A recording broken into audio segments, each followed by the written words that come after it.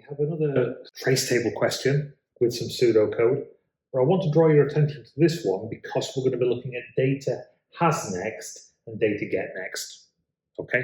Which is basically looking at a list or a dictionary, a tuple, and looking at basically a collection of data, i.e. these figures here, and saying, okay, is there a next value in that list? Okay, is there a value? So, with that in mind, by copying the table below, trace the following algorithm using the data in the collection data. Note, B and C are also collections, yeah, contents of B and contents of C, and are initially empty. Okay, so let's have a little look at this. Data equals 2, 4, -1, and 3. Loop while the data has a next. Well, it's got a next, yeah? It's got 2, 4, -1, and 3. So, has it got a next? Yes, it's got a next, okay? It does have a next. Okay, so, loop while data has a next, yes, that's true. A equals data get the next value. Well, the next value is 2. So I'm going to put in there A equals 2, yeah?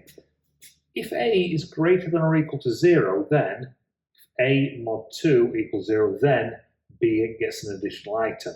Well, let's have a little look. A is greater than or equal to 0. A equals 2. So yeah, that would be, I'm just going to put T's in for true.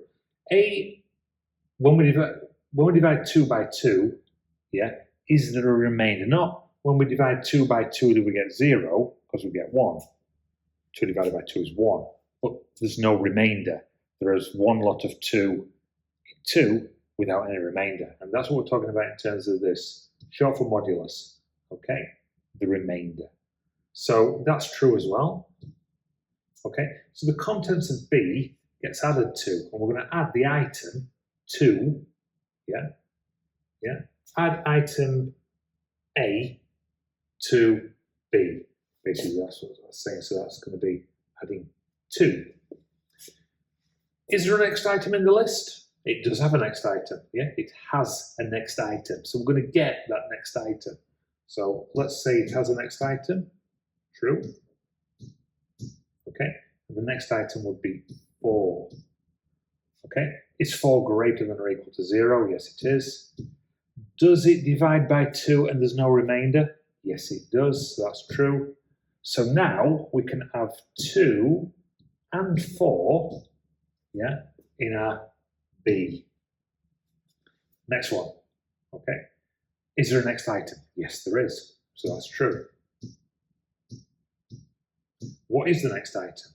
Yeah, we need to get it. Okay, it's -1. Is -1 greater than or equal to 0? Well, that's false. None of this matters. I'm still going to have the contents of B as being 2 and 4, yeah, but none of it matters. Okay, so I don't need to put anything in there, yeah, because we're not doing remainders or anything. We're not calling upon it in this loop. So, is there a next item in the list? Let's go back. Yes, there is. True. It's the next item in the list. And that next item is 3. Is 3 greater than or equal to 0? Yes, it is. That's true. But is it divisible? When we divide it by 2, is there any remainder? Well, yes, there is a remainder. So that's going to be false. We're going to get remainder 1. Okay? So, what do we do next? If there isn't a 0, then we're going to be working in C, and we're going to have the additional item, so we're going to put 3 in there. Okay? 2 and 4 are still the same. They still live in B. We're not taking anything away from that, but there we go. Okay? And then the next item would be false, but there's no room in the table, really. They've given us just enough room to say the value 2, the value 4, the value -1, and the value -3. Okay, and then for part B, which is not really anything related to this, we're going to be looking at doing a binary search. So I'll move this, and we'll get started. Now here, B, outline the steps involved in performing a binary search on an array of ascending numbers.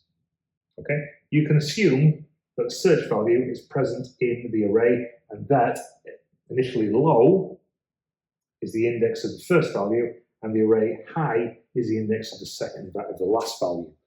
So let's just draw a little array, low and high. Yeah, or H, high and low. But then we've got some numbers in between. So we can say, I don't know, 5, 7, 11, 12, 14. How many numbers shall we have? 16, 23, 2, 3, 4, 5, 6, 7, 25, 29. Okay, so high is 29. So with step 1, okay, ensure list is sorted. In this case, ascending. Step 2, find middle value. Okay, which would be in this case 1, 2, 3, 4, which would be 14. The thing about this binary search is we already know the number we're looking for.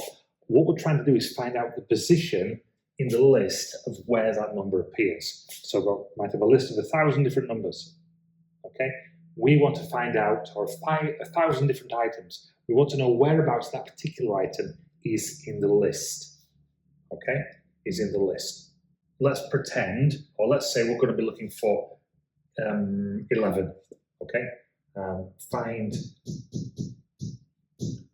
11 position. Okay, that's what we're going to try and do. So find the middle value. The middle value is 14. In this case, 14. 3, check if middle value is number needed.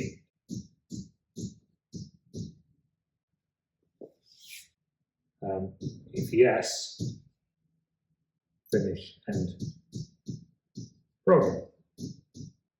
E.g. number num is at position 1, 2, 3, 4, 5, position 5. Okay, but if not,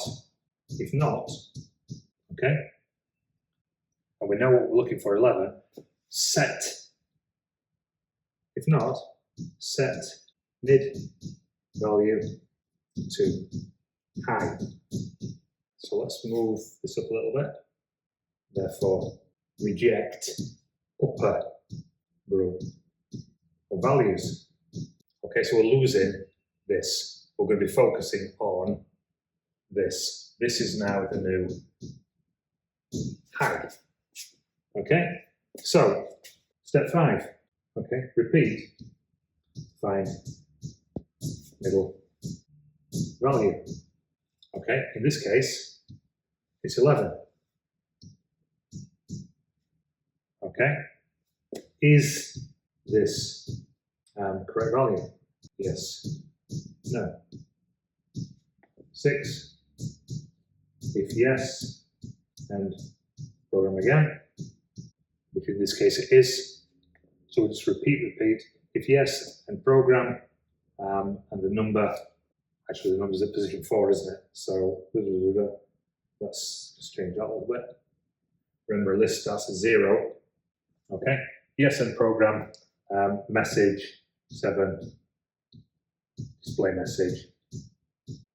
Display message, num 11 is at position 2. Okay. Otherwise, repeat again. Okay, so that would be it. 7 steps. Okay, so I've got, let's whiz through it. My numbers. I've got my array. The lowest at 5 and the highest at 29. Yeah. There are 1, 2, 3, 4, 5, 6, 7, 8, 9 values in my array. Yeah. Ensure the list is sorted, ascending order, so that's what it says. Yeah. Find the middle value, in this case it's 14. Check if the middle value is the number that's needed. 14 is not equal to 11. If yes, end the program and say that the number is at position 4. Yeah, 0, 1, 2, 3, 4. If not, set the middle value to high, so 14 becomes the high value. Yeah. Therefore, reject the upper group, get rid of that. So half in again, until we finally get to our number. So we're going to come down and down until we've only got one number left. Yeah. So 5, repeat, find the middle value. Yeah, which is in this case is 11, which is the number we're looking for. Is this correct value? Yes or no? If yes, end the program. 7, display the message. Number 11, yeah. Is it position 2? Yeah. Otherwise, if it wasn't 11, we'd just repeat that process again. Okay, but that would give you the marks. Okay, half in, half in, half in. Okay, that's it. Good luck. I'll see you next time. Please continue to ask questions, leave your comments, hit notifications, and please subscribe. And finally, if you wish to buy me a coffee, I'd be truly grateful. Please visit buymeacoffee.com/learning zone. Thank you very much indeed. See you next time. Bye for now.